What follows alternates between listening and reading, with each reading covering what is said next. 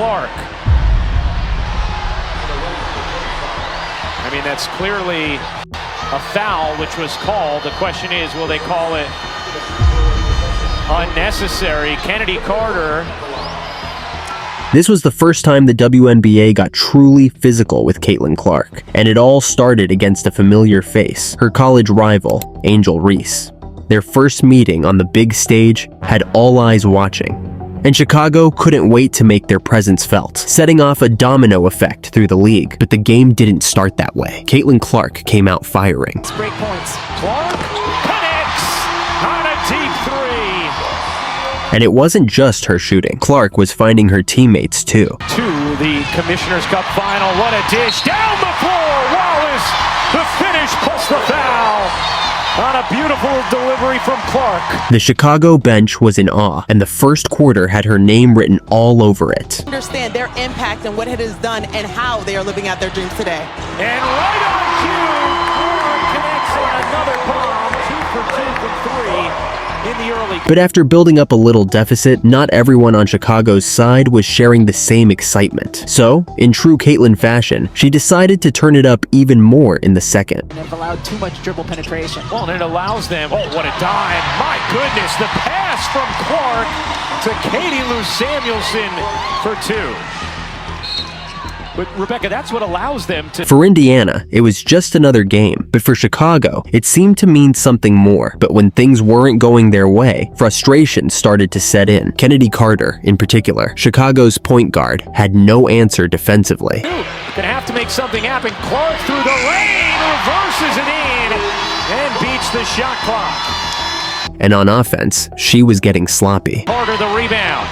Mabry running, can't get to it, and Chicago turns it over. Frustration kept building, and with Indiana taking control again in the second. It out to Mitchell. Mitchell long 2 is good. Chicago was starting to feel the game slipping away, but when the third quarter rolled around, the mood on the court seemed to shift. Chicago came out with a new game plan, doubling Caitlin Clark early, and showing the first signs that they weren't afraid getting handsy. However, Caitlin kept playing her game, even when her own teammates made things a bit tricky at times. Yes.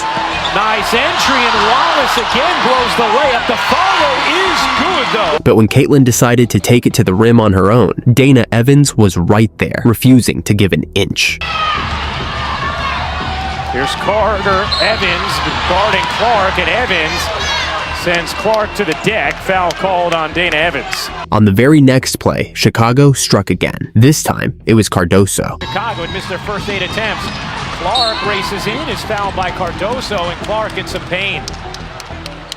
Caitlin Clark goes down. This blow forced Caitlin to take a brief break on the bench. Meanwhile, Cardoso kept playing as reckless as ever, hitting backboard and hacking away on D. This wouldn't break the fever. They held on to a 51-47 lead, and with just a minute left in the quarter, Caitlin returned to the court. Kennedy Carter tried to make a quick pass, but it was sloppy. Caitlin pounced, intercepting it with ease. Frustrated by the turnover, Carter chased her down and physically forced the ball back from Clark, but the refs let it slide, and Caitlin was left looking for a whistle that never came. The play continued as Indiana kept possession. Boston found herself under the rim, but her shot clanged off the iron. She even got the putback, but that also missed. Unbelievably, even the third follow-up still didn't go in. This time, 2 Chicago defenders went up, fighting each other for the rebound, leaving the ball momentarily loose. Caitlin saw her chance and swiped it right out of their hands, tapping it back to Boston.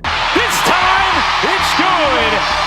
Boston. Carter was visibly frustrated, and Caitlin, never one to shy away from the mental game, had a few choice words for her, poking the bear. On the very next play, Carter was out for blood. With just a few seconds left on the clock, she pulled up for a smooth mid-range and drained it, turning to Caitlin. But Carter didn't stop there. Good. Kennedy Carter now with 12 points off the bench. And Clark.